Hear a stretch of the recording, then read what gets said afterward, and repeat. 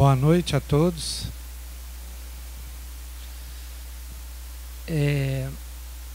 Tem alguém aqui que está vindo pela primeira vez? Levanta a mão quem está vindo pela primeira vez. Umas 4 ou 5 pessoas. Bom, nós vamos estudar uma mensagem do espírito de Emmanuel, ou Emmanuel, que é o protetor espiritual do Chico Xavier.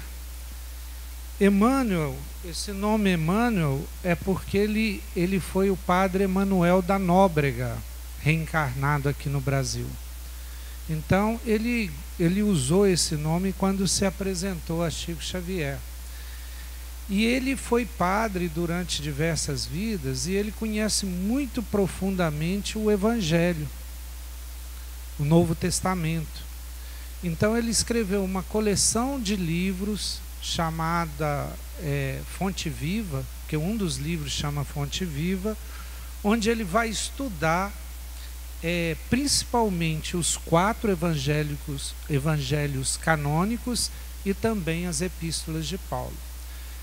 E é extraordinário os estudos que ele faz nesses livros. Inclusive eu recomendo, todos esses livros estão disponíveis gratuitamente na internet, na biblioteca, porque são mensagens curtas de uma página que tem muito a dizer na nossa vida, no cotidiano da nossa vida.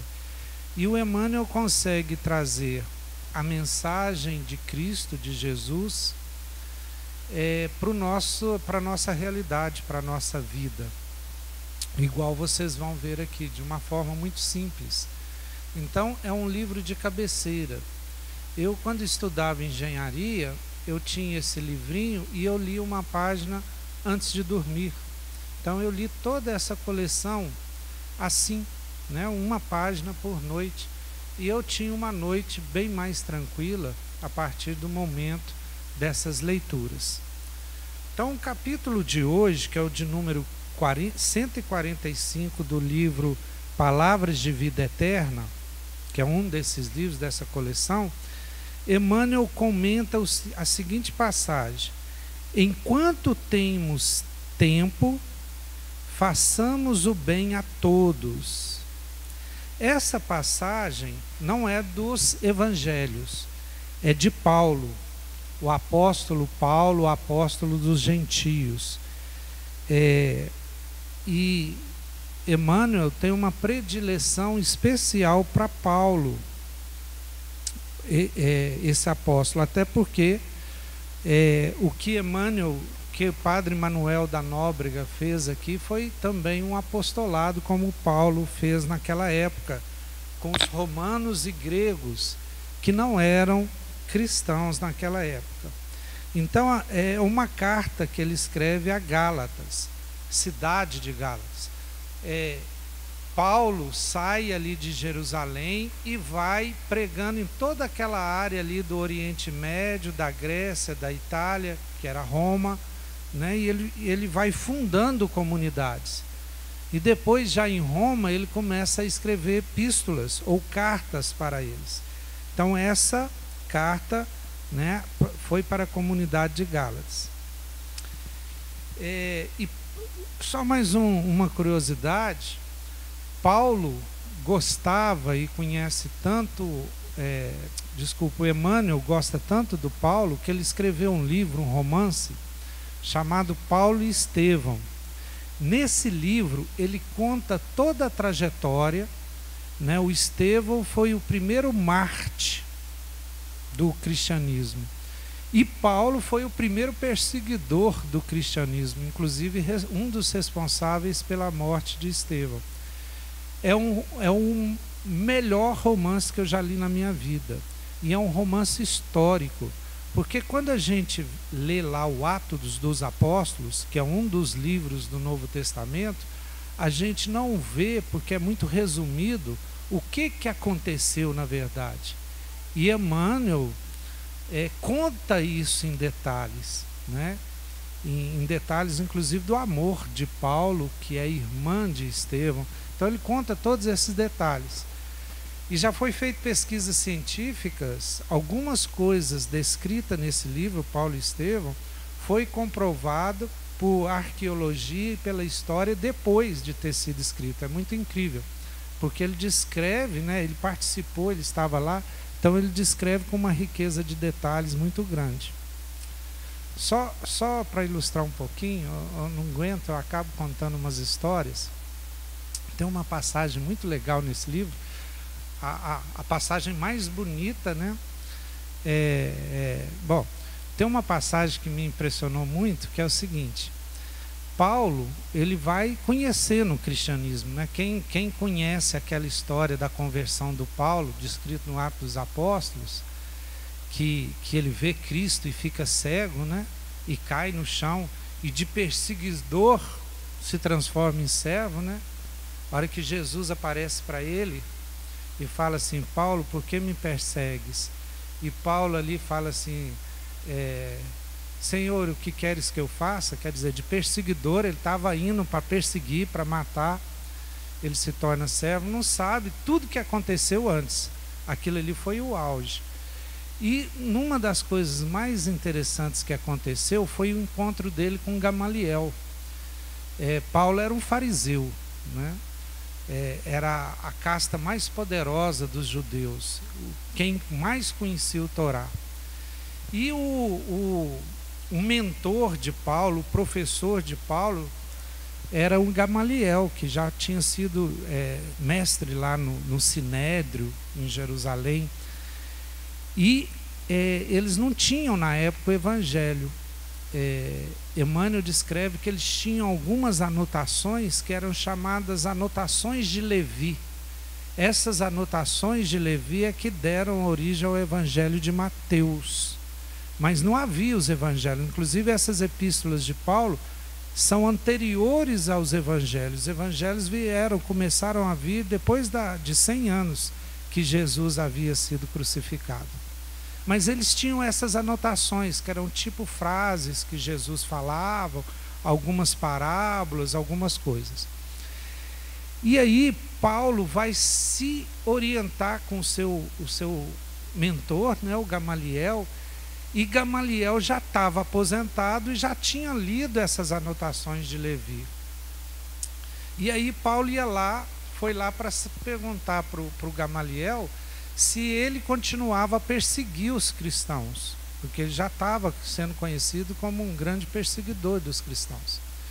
E aí o Gamaliel fala uma coisa fantástica para Paulo. Ele fala assim: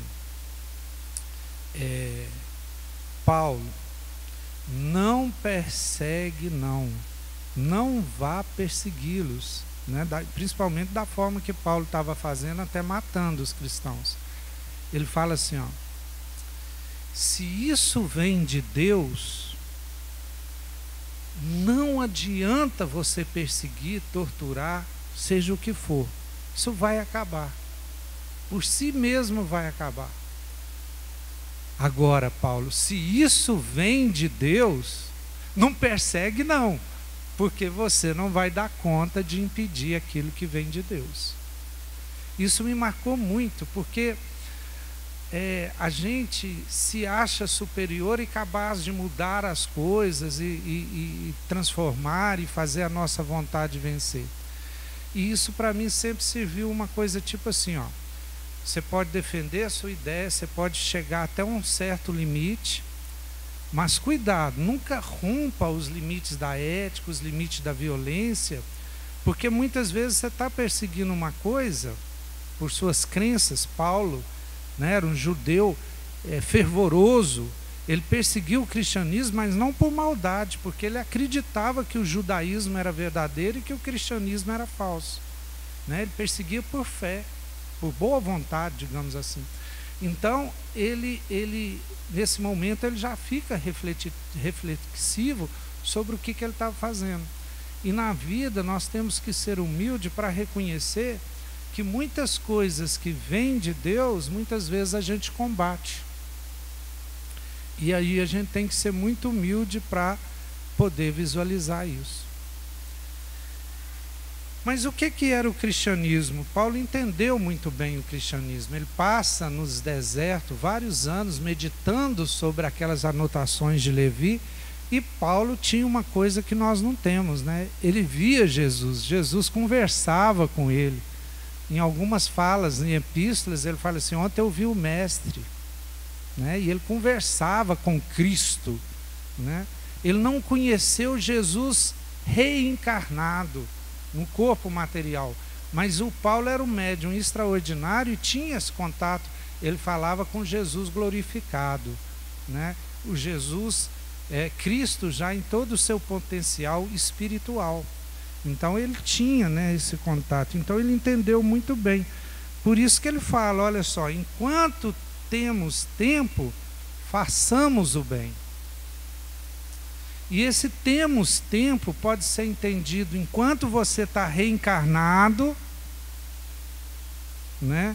E aí, esse façamos o bem é que o Emmanuel vai tentar explicar o que quer dizer isso para os nossos dias atuais, numa reflexão muito bela. Agora, enquanto temos tempos, é hoje. Por quê? Porque só vivemos o presente. O passado já se foi, o futuro não existe ainda. Então, o presente é muito ágil. Nós temos, então, que buscar agir hoje, sempre, cotidianamente. Porque o único tempo que nós temos é o presente. Não temos o passado, não temos o futuro. E é essa a nossa vida. Então, muitas vezes a gente pode falar assim: na próxima reencarnação eu faço. Não, é nesta. A gente tem que deixar de crer nessas ideias que é de destino, de karma, né? O Espiritismo não tem essa ideia de karma. É parecido com karma, que é uma ideia oriental. Mas o Espiritismo, ele vem acrescentar o karma, ou seja, a questão das consequências de seus atos, boas e ruins. Ele vem acrescentar a lei da liberdade.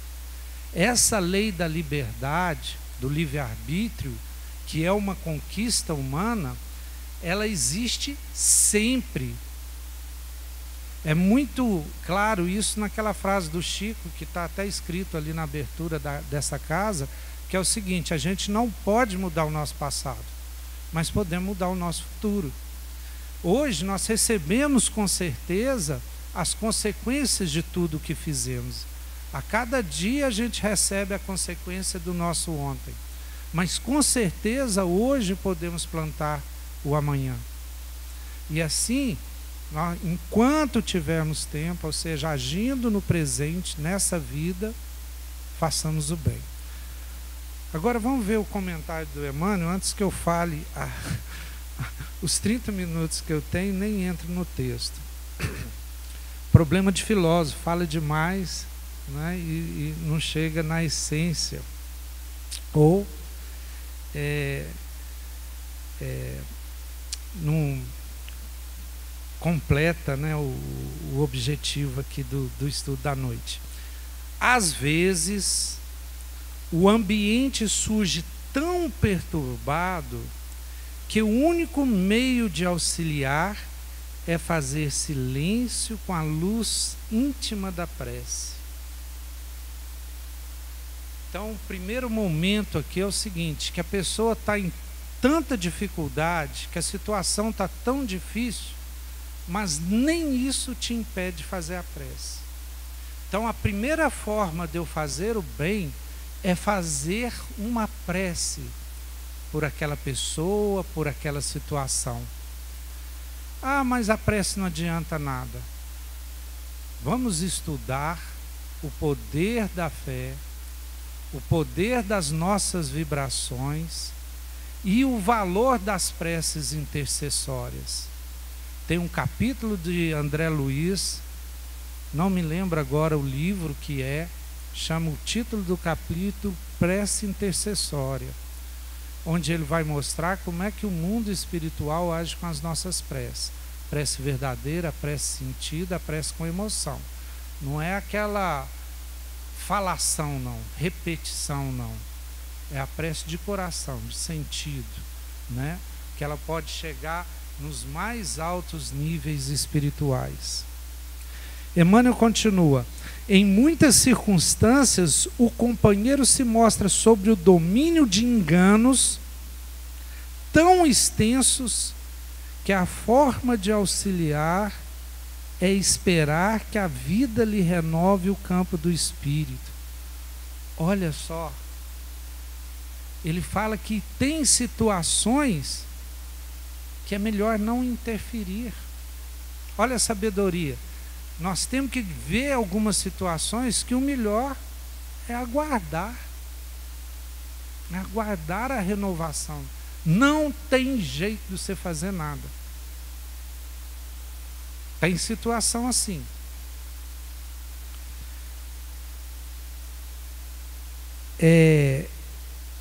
Terceiro, aparecem ocasiões em que determinado acontecimento surge tão deturpado que não dispomos de outro recurso senão contemporizar com a dificuldade, aguardando melhores dias para um trabalho esclarecedor. Então, nesses 3 primeiros itens, Emmanuel está dizendo para a gente, muitas vezes a situação é tão difícil e tão complicada que você só pode orar e aguardar, esperar um momento certo. Existe essa situação? Existe. Finalmente, para terminar, o 4º parágrafo: repontam males na estrada com tanta força de expansão que em muitos casos não há remédio senão entregar os que se acompliciam com eles às consequências deploráveis que se lhes fazem seguidas. Olha só como que ele está falando. Tem situação que a gente tem que deixar a pessoa se enrascar porque não tem jeito, né? Viu aqui os cúmplices e tal, e depois as consequências, porque tem situação, por causa do livre-arbítrio, que a gente não dá conta de fazer nada. A pessoa é adulta, a pessoa, né? Eu tenho um exemplo doméstico que, por exemplo, a pessoa não quis vacinar contra a Covid, né? E muitos talvez tenham. E como é que você obriga um ser humano adulto a fazer alguma coisa? E depois sofreu todas as consequências desse ato. E eu fiquei de mão amarrada. Fiz tudo dentro dos meus limites, mas não consegui. Não consegui, é livre-arbítrio dele, né? Não só ética e moralmente, até mais legalmente eu não posso interferir na vontade da pessoa. Entretanto, agora sim, entretanto, as ocasiões de construir o bem se destacam às dezenas na hora do dia. Então, a situação que eu posso agir, ela é muito maior do que as situações que eu posso só fazer prece e aguardar, esperar. Então, quais são essas situações? Emmanuel começa a falar aqui, uma indicação prestada com paciência. Uma indicação é fazer o bem? Claro que é. Quantas vezes a gente está precisando de uma coisa que para mim é simples, mas para a pessoa é complicado, e eu faço uma indicação.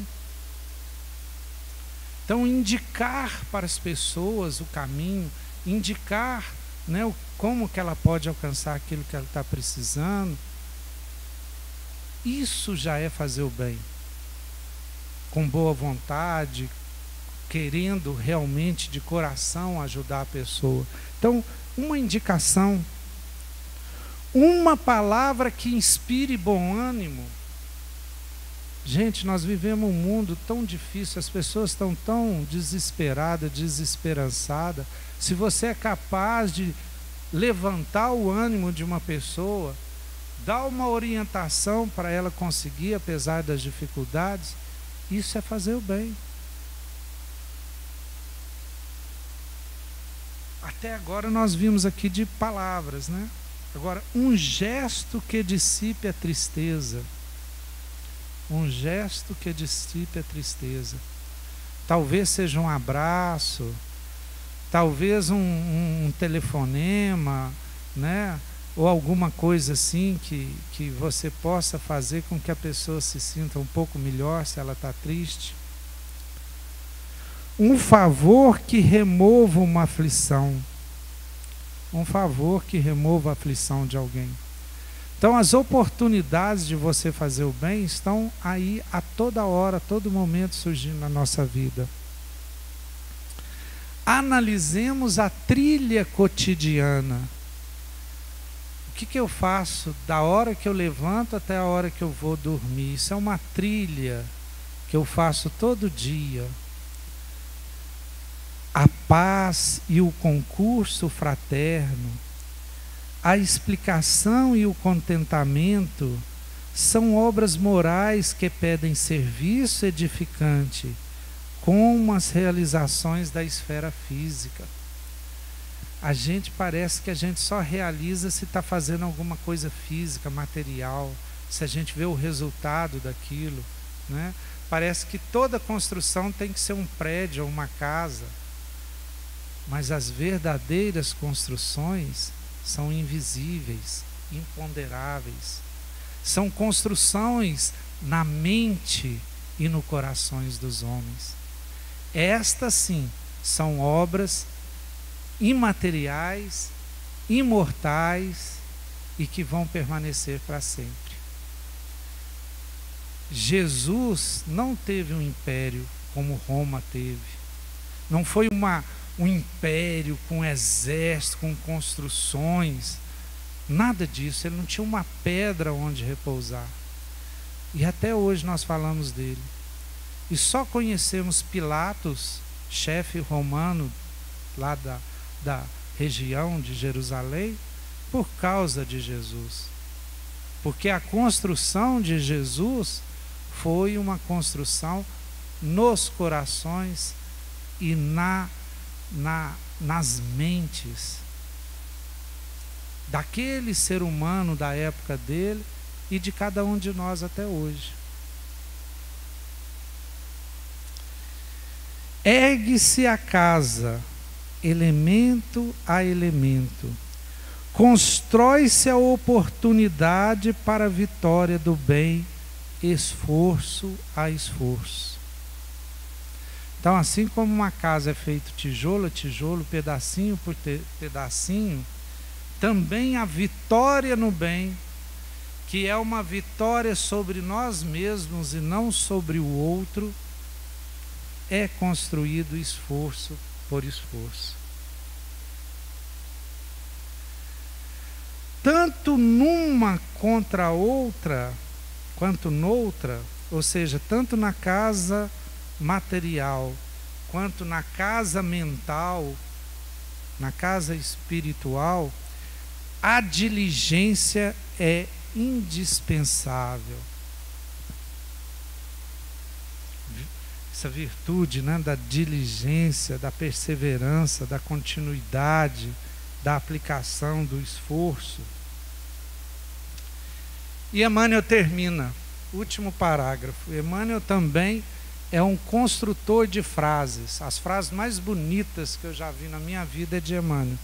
E ele termina assim. É o 15º parágrafo do texto dele. Está vendo? É um texto curtinho, 15 parágrafos. Não vale esperança com inércia.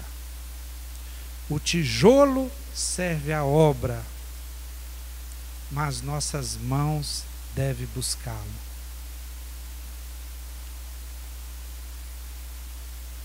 Existe hoje alguma construção sem o ser humano por trás? Se essa casa foi construída com tijolos, com paredes, com lâmpadas, iluminação, decoração, cadeiras, sem pessoas, sem o eletricista, sem o pedreiro, sem o servente do pedreiro, nada disso estaria erguido. Da mesma forma, assim como a fé, a esperança sem obras é morta, não tem serventia. Esperar e ter esperança não é ficar sentado esperando as coisas acontecer, não. Esperança e fé é no serviço, é trabalhando, é em obras. Lembrei daquela historinha que veio a enchente e o crente estava lá rezando, pedindo a Deus para salvá-lo, e veio o vizinho, né, e chamou ele para pegar as coisas e mudar. E ele: não, Deus vai me salvar. E aí a água foi subindo e chegou no meio da casa dele, e ele lá rezando para Deus, e chegou os bombeiros, né, para salvá-lo num bote. Ele falou: não, Deus vai me salvar. E aí a água foi subindo, chegou no teto da casa dele, né, e ele rezando, e veio os bombeiros de novo com um helicóptero para salvá-lo, e ele recusou, falando que Deus ia salvá-lo. E aí a água foi e levou ele, e ele morreu. Aí chegou lá, né, no mundo espiritual, no céu, é uma história, né? E aí ele foi e falou: mas Deus, eu tive fé, eu pedi, eu orei, e você não me salvou. Uai, como não? Eu mandei 3 vezes te salvar. 3 vezes. E você recusou. Então a gente tem a impressão que Deus vai vir e agir na vida da gente na forma de milagre, de magia. Não é assim que acontece. A magia e o milagre acontece a partir do nosso trabalho, a partir do nosso esforço, a partir da nossa diligência. Aí sim o milagre acontece. Porque muitas vezes as dificuldades e as aflições vêm exatamente para a nossa ação, para nos movermos e nos comovermos com os outros. Porque se a gente ficar sempre no conforto, naquela tranquilidade, muitas vezes a gente não vê a necessidade de sair de casa, de procurar alguma coisa diferente. E muitas vezes vem a doença, vem as dificuldades, para que a gente possa exercer da nossa faculdade de inteligência, da nossa faculdade de comunicação e outras, para superar aquele momento e crescer. Já me avisou que eu tenho 5 minutos, né? Terminando. Então, gente, na verdade, Deus age em nossa vida por meio dos outros. Muitas vezes essas pessoas que nós estamos ajudando vai ser aquele que me ajuda a evoluir, que me ajuda a crescer. É assim que a lei universal age. Da mesma forma que aqui a gente tenta ajudar uma pessoa em dificuldade, os espíritos superiores, nos vendo, também buscam nos ajudar. Mas nós temos que dar o primeiro passo. Naquele acontecimento lá da multiplicação dos pães, Jesus não cria os pães e os peixes do nada, não. A parábola é assim: quantos pães vocês têm? Quantos peixes? Aí eles tinham um pouquinho lá e ele consegue multiplicar isso. É uma alegoria que realmente os espíritos superiores e toda essa lei da vida consegue multiplicar os nossos esforços. Mas nós temos que dar alguma coisa. Multiplicar vezes 0 dá quanto? 0. 0 vezes qualquer coisa, eu aprendi isso na escola. 0 vezes qualquer coisa é 0. Então, se a gente não dá nada, não tem jeito de multiplicar. Eu tenho que dar pelo menos um esforçozinho para aquele esforço ser multiplicado e retornar para mim. E a essência do cristianismo é exatamente isso: fazer o bem. Quando perguntaram a Jesus Aliás, não perguntaram. Jesus ensinou nos últimos dias de vida dele, está descrito lá no Evangelho de Pedro, quando ele lavou os pés dos apóstolos, e era uma situação que só escravo fazia isso, era um ato assim de servos, servil. Tanto é que Pedro, né, o mais emotivo dos apóstolos, fala: eu não vou deixar você lavar meu pé. Ele falou para Jesus. Isso está descrito lá. E Jesus fala assim para ele: se não lavar meu pé, não tem parte comigo. Aí Pedro fala assim: então deixa eu lavar seu pé, sua cabeça, você inteiro. Pedro era bem emotivo. E depois de lavar o pé, Jesus fala assim: vocês me chamam de Rabi ou Rabone, que é mestre. E mestre eu sou. Jesus, na sua humildade, e aí vem o sentido de humildade, que é muito importante, porque humildade não é se rebaixar, não. Humildade é ser aquilo que você é, sem mais nem menos. Quando Jesus foi chamado de bom mestre ou de bom, ele falou: bom é só Deus. Mas nesse momento ele se reconhece como Rabi ou Rabone. Vocês me chamam de mestre e eu sou. E se eu, que sou mestre, vos lavei os pés, por que vocês não devem então lavar os pés uns dos outros? Vocês devem se amar uns aos outros como eu vos amei. E assim reconhecereis que sois meus discípulos. Então, quem é discípulo de Jesus não é quem é católico, ou quem é maranata, ou testemunha de Jeová. Se há um ateu que ama Jesus como ele nos amou, que faz o bem, que realiza o bem, que busca ter um comportamento ético, este é discípulo de Jesus.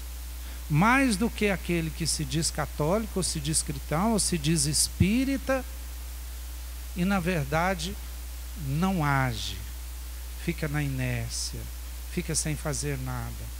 E veja que fazer o bem é uma palavra, é um telefonema, é um WhatsApp, é alguma coisa que seja originada naquela intenção, naquele desejo de realizar o bem. Para uma, duas, para sua família, para um estranho, para a cidade. Fazer o bem, todo mundo é capaz de fazer o bem. Jesus, para encerrar, terminando o seu maior discurso, o discurso que deu origem a essa missão dele de propagar a sua doutrina, chamado Sermão da Montanha, descrito em todos os evangelhos, mas especialmente lá em Mateus, capítulos 5, 6 e 7, ele termina falando assim, ó: aquele que escuta as minhas palavras e não as coloca em prática é semelhante ao homem insensato que construiu a sua casa sobre a areia. E nem precisa ser engenheiro para saber que construir a casa sobre a areia dá o quê? Jesus continua: e veio o vento, e veio a chuva. Aliás, ele fala: e veio as águas, e a sua casa caiu. E grande foi a sua ruína. Mas aquele que escuta as minhas palavras e as coloca em prática, sai da inércia, faz alguma coisa, busca realizar, é semelhante ao homem sensato, que construiu a sua casa sobre pedras. E veio a chuva e veio as águas, e sua casa não ruiu. E grande foi a sua felicidade. É isso, gente. Muito obrigado pela oportunidade de falar de Emmanuel, falar de Jesus, né, a todos vocês. o simples fato de vocês estarem aqui, vocês já estão recebendo energias benéficas, curadoras, né? E que a gente possa, nesse momento de prece, também no momento de passe, fazer com que essas energias permaneçam conosco e que a gente possa levá-las para casa. Muito obrigado.